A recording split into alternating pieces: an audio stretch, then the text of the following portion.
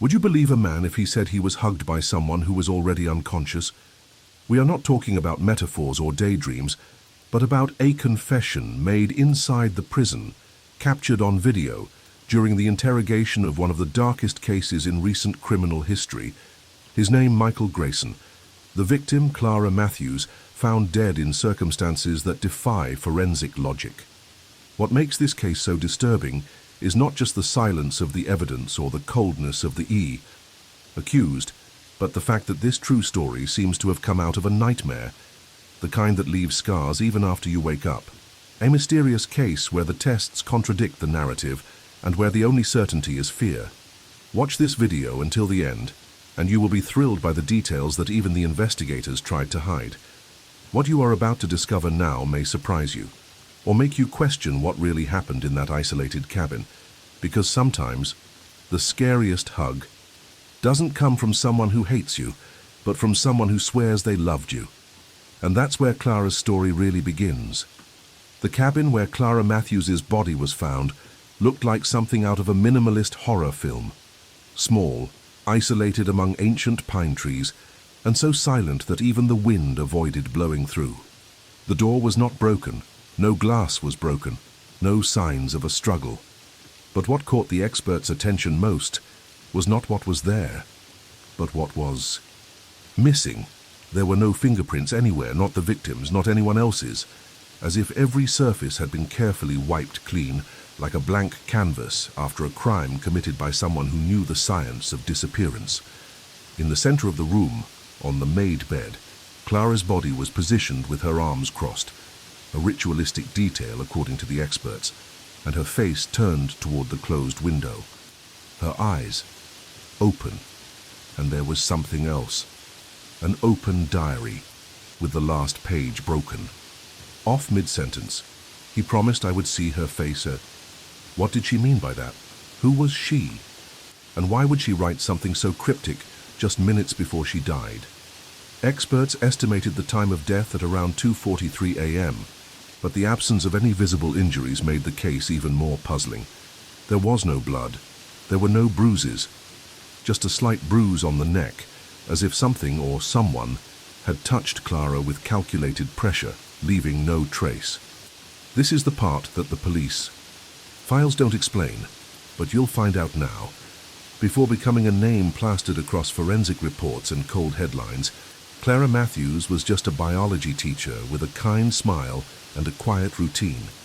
He loved rare plants, had a cat named Moby, and used to walk the forest trails on Saturday mornings. But there was something in his life that no one could explain. Something that repeated itself like a dark echo. Their disappearances.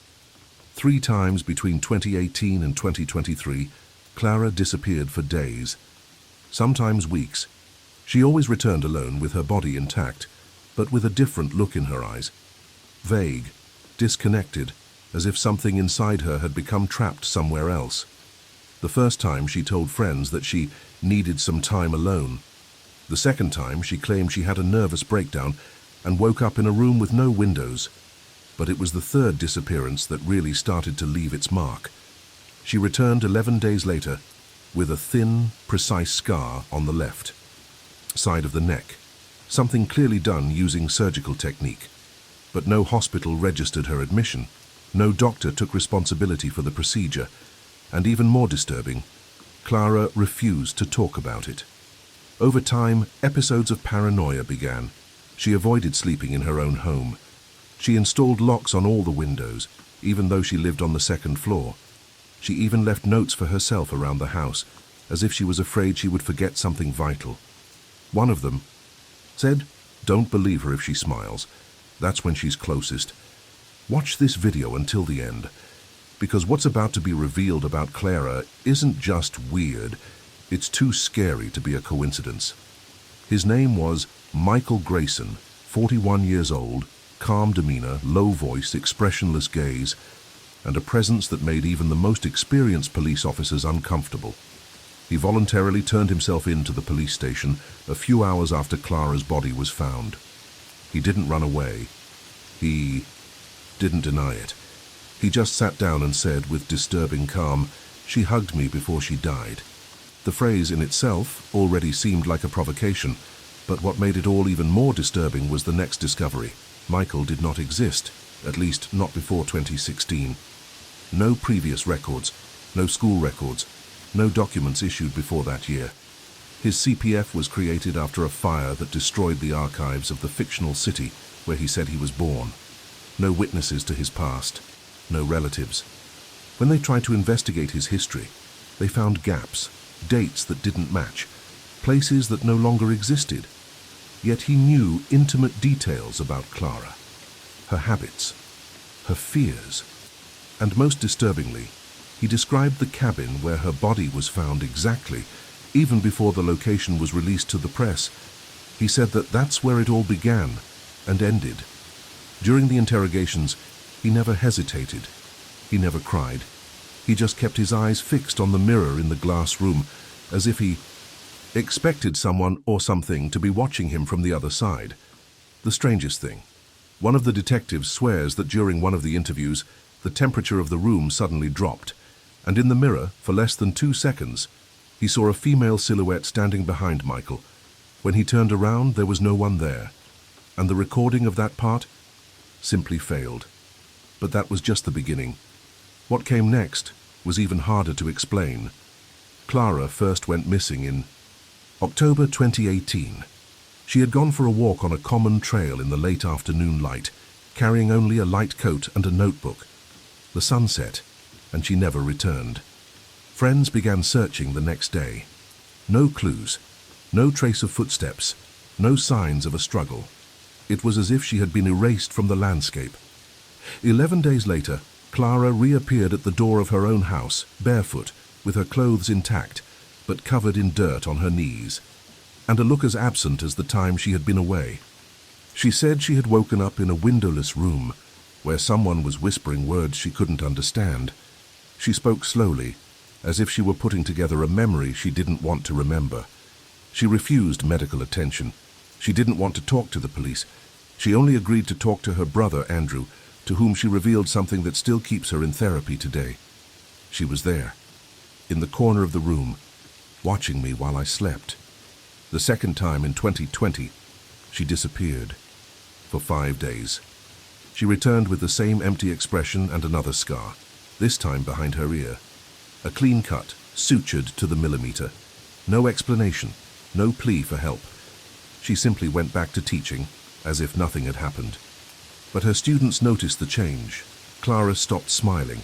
She stopped getting emotional. She stopped touching any living being. And it was during her third disappearance, months before her death, that things began to escalate. For the first time, Clara wrote down something about what she experienced during these blackouts.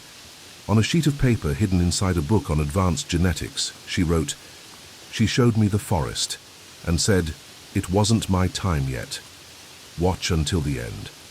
Because these 3 absences were just a rehearsal for the real disappearance, the one that never came back. It was Andrew Matthews, Clara's younger brother, who walked into the police station a week before her death. He was pale, shaking, his eyes red as if he hadn't slept in days. He was carrying a box of clippings, recordings, and notes, pieces of a puzzle that until then no one had taken seriously. The first thing he said to Detective Bishop was, "She is not alone." She never was. Andrew lived upstairs from Clara's house, and in recent weeks he began hearing unexplained sounds. Heavy footsteps in the attic, always at 3:14 in the morning, displaced objects, a muffled laugh behind the walls, as if coming from within the structure of the house. He said he could smell wet earth when he woke up, even though there were no windows open. But what really made him seek help was his last conversation with his sister. That night, Clara called him into her room. She spoke softly, as if she feared being overheard. She asked him to lock the door from the inside and not leave her alone. She said that he came back, but now she's also with him. Andrew asked who she was, but Clara simply replied, "You will know when the silence changes tone." At the back of the closet, among shoeboxes, Andrew found a black-covered notebook with torn pages.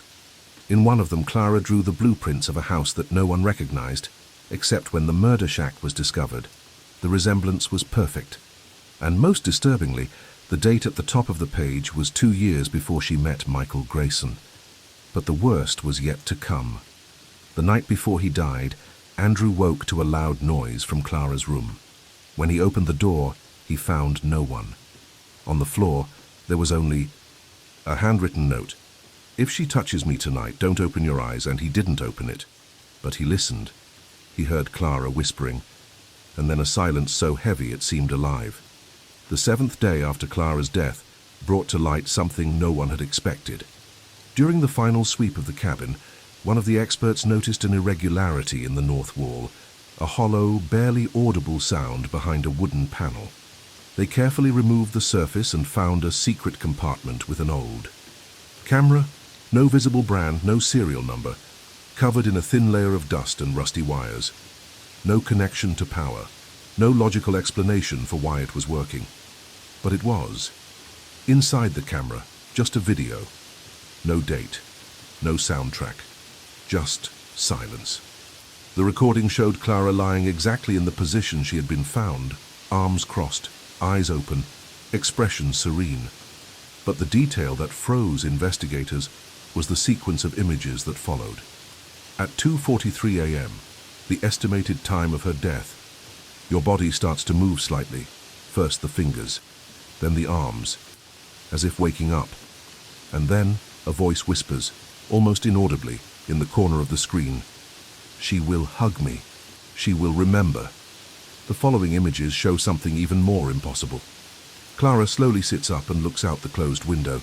There is no one with her in the room, nothing but emptiness. But her face lights up with a kind of recognition, as if she is seeing someone she knows very well.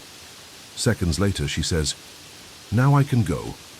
And he lies back down in his original position, as if following an invisible script. The experts confirmed that the video was legitimate. No cuts, no edits, recorded in continuous time. But there was an even more bizarre problem. The footage lasted 3 minutes and 21 seconds and was recorded 48 hours after the death was confirmed by coroners. There was no scientific explanation, no logical explanation, no spiritual explanation, just a silent recording of a dead woman, moving on. Her own, as if she knew someone was watching her, and whoever it was had yet to reveal themselves. During the second interrogation, Michael Grayson repeated again with the same uncomfortable coldness, "She hugged me before she died." He didn't tremble. He didn't look away. He seemed too calm. The detectives pressed for details. Where were they? How did she hug him? What did she feel? And then Michael described, step by step, the scene with a precision that silenced the room. He said that Clara had stared at him, that her eyes were clear and aware, and that she had approached him silently, without crying, without fear. Just a long, cold, lingering hug, followed by a phrase he said he couldn't forget. "Now I can go." But this description directly conflicted with the autopsy report. According to the coroners, Clara was already unconscious by the time any physical contact would have been possible. The cause of death involved a sudden neurological collapse, a kind of total paralysis, almost. Like an internal shutdown. His muscles had already been inert hours before the alleged embrace scene. Intrigued by the discrepancy, the experts decided to re-examine the body. And then they found something new. Fragments of leaves, moss, and small stones inside Clara's throat. Elements that were not present anywhere in the cabin, as if she had been taken into the woods, perhaps still alive, perhaps already unconscious, and then returned to the scene of the crime. But who would do that? And why? A second detail added even more horror to the discovery. Clara's palms, though clean on the outside, had residues of a type of damp earth encrusted under their nails, as if she had dug or held something in the ground before she died. No defensive marks, no scratches, just traces that at some point she touched the ground as if he was saying goodbye to it. All of this made Michael's hug even stranger, because maybe he wasn't lying, maybe he really did feel a hug. The question is, from who? It was only after Detective Bishop's insistence that Dr. Helen Brooks, Clara Matthews' psychologist, agreed to hand over an object she had promised to keep confidential. A black, hardcover notebook, unnamed, unidentified. In it, Clara had written during the last months before her death. These were no ordinary therapy notes. They were fragments, disjointed words, repeated phrases, like mantras, and among them, detailed descriptions of the cabin where her body would be found, 2 years before she first set foot there. Clara drew the layout of the rooms, described the texture of the walls, and even noted the smell of the damp wood. On one of the pages he wrote, "If I make it to the bed, she won't take me." In another, more disturbing, "There's something in her eyes, something that doesn't belong here." But what caught the most attention was a series of dated entries with memory lapses. Clara reported episodes in which she woke up in places she didn't recognize, wearing different clothes, with the clock showing repeated times, always between 3:10 and 3:20. In these entries, she always wrote the same name, Eleanor. Dr. Brooks said she had never met anyone with that name connected to Clara's life. But one piece of information caught the investigators' attention. In an abandoned asylum 9 miles from the cabin, there was a patient admitted in the 1960s with a diagnosis of severe dissociative disorder. Her name was Eleanor Grayson. This discovery shook the foundations of the investigation. Because Michael Grayson, who claimed to be Clara's partner, never mentioned any relatives. And Eleanor had officially died in 1968, burned in a fire in her own room. At the end of the notebook, Clara wrote in shaky handwriting, "She wants to come back, and she just needs someone to remember." The detectives filed the notebook away as evidence of psychological breakdown, but no one explained how Clara knew about the cabin, and even less so, who Eleanor was to her. As the investigation delved deeper into the dark connections behind Clara Matthews' death, it touched a nerve. Other unsolved cases that occurred in the Redwood area between 2017 and 2021. 3 women. No connection between them, at least at first glance, but a pattern was slowly emerging, like an old scar beginning to sting. All were found dead under unusual circumstances. None showed signs of direct violence. All had their eyes open, and in all of them, the autopsy revealed absence of fingerprints on their own bodies, as if they had been erased from themselves. The first, Emily Barnes, 34, disappeared during a morning walk. She was found 4 days later in an abandoned field, her arms crossed over her chest and her skin extremely cold, even in mild weather. In her last text message, she sent just one sentence: "She's still here." The second, Rachel Monroe, 26, was a nurse. She was last seen leaving her night shift. The security camera caught her car turning onto an unexplained rural road. Her body was found next to a lone tree, a scarf covering her face. No footprints around, no clues. But in her diary a month earlier, she had written, "She hugged me, but I didn't feel any warmth." The third, Abigail Rowe, 41, was found at home, lying in her bed with a serene expression. The forensic team stated it was as if she had decided to leave, and her body obeyed. But the phrase that Abigail left written in lipstick on the bathroom mirror chilled even the most skeptical. She just needs someone to remember. Clara never had contact with any of them, and yet she shared the same end, the same whispers, the same phrases, the same silence. The preliminary conclusion was discarded. The collective suicide was no longer sustainable, because none of them seemed to have wanted to die, but all of them somehow seemed to have been called, and all of them, at some point before the end, recorded the same warning: "She hugged me before she died." That's when the forensic experts confirmed that no trace of Michael Grayson's DNA had been found on Clara's body. Not on her clothes, not on her nails, not on her hair, not even on the fibers of the bed where she had been placed. That the case reached a new level of disturbance. It was as if he had never been physically with her. No fingerprints, no skin fragments, no hairs, nothing. Just his word, and the confession that she hugged him before she died. But if he never touched Clara, who or what was with her that night? It was a security camera, recording at the municipal hospital, that set off a new alarm bell. Grayson showed up there at 3:27 in the morning, asking for emergency psychological care. In the footage, he enters through the main door, looking fixedly to the right side, as if talking to someone next to you. His lips move toward the void. At one point his eyes fill with tears, but the most disturbing thing wasn't his behavior.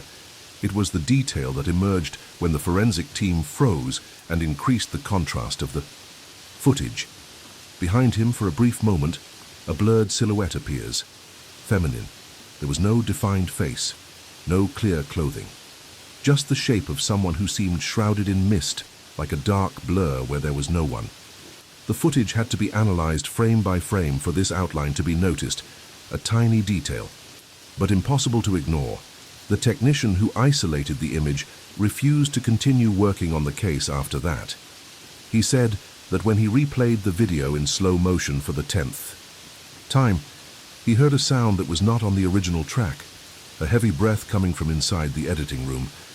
The department's official explanation? Audio interference. But whoever was in that room was alone. From that point on, Michael Grayson's name was no longer just a suspect.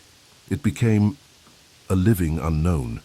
12 days after the official closure of the investigations, when the files on the Clara Matthews case were already beginning to be archived, a new element was found, by chance. While cleaning her house, the technician responsible for removing the furniture discovered a sealed envelope hidden in the upholstery of the living room sofa. The paper was old and yellowed, but had never been seen before by investigators. No fingerprints, no evidence of authorship.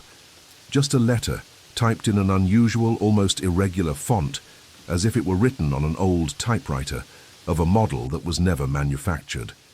At the top of the page, in red letters, she writes for those who don't want to. Remember. The content was straightforward and absolutely terrifying. If you remember, the hug will be the end. If you forget, it will be the beginning. The signature at the bottom was not Clara's. It was someone or something who signed simply as she. Forensic experts' analysis of the typeface raised more questions than answers. The spacing between the letters did not match any known pattern. The type of ink used had not been in circulation since 1974, and the composition of the paper had an anomaly, traces of human ashes mixed with cellulose. Yes, microscopic fragments of human remains, pressed into paper that shouldn't exist. The most bizarre thing? The contents of the letter seemed to speak directly to Clara's accounts. The phrases, the symbols, the terms, they all echoed what she had written in her secret notebook. Especially the term, remember. As if the key to everything lay in memory. As if something, if it fed on memory. The letter was sent to the station's archives, but that same week, Detective Bishop received an anonymous phone call. A female voice, almost lifeless, said simply, "You opened it. Now she'll want to talk to you too." The call was traced to a deactivated booth in the municipal cemetery. Inside, only a trace of perfume was found, the same perfume Clara wore. The letter was not the last piece of the puzzle. It was the key to something much older and much more alive. The case was officially closed at 5:43 p.m. on a rainy Monday. Michael Grayson, despite no physical evidence linking him to the crime, remained in custody for threatening public order until he disappeared, literally. The next morning, the cell was locked from the inside. The security cameras, which had been running until 3:13 a.m., went completely black for exactly 7 minutes. When the image returned, Grayson was no longer there. No escape route, no signs of forced entry. Just a drawing made with dried blood on the cell wall, 2 arms crossing in the shape of an embrace. It was Detective Bishop who found Clara's final recording. An audio saved on a flash drive hidden behind one of the house's bookshelves. In her voice, a weariness that was hard to describe. If you're listening to this, it's because she's already touched you too. She just needs a gesture, a hug, a look, a memory. Pause. Short breath. Then, one more sentence. Like a whisper that drags on. She hugged me before she died. What started as a criminal investigation has turned into a maze where the answers are worse than the questions, because Clara wasn't the only one, and maybe Michael won't be the last either. Maybe what's lurking don't want to kill right away, but remember through someone, from me, from you, from whoever is watching, and if you've come this far, you may have already felt something strange, some image that stayed in your mind, some breath that wasn't yours. So make a choice, ignore, forget, or remember. If this story gave you goosebumps, leave your like. This helps us. To continue bringing forgotten cases like this to light, subscribe to the channel so you don't miss the next video, which is already appearing on your screen right now. It brings another real case, equally dark, of a girl who came back to life saying that hugged someone in hell. And don't forget to comment below. Do you believe she is still among us,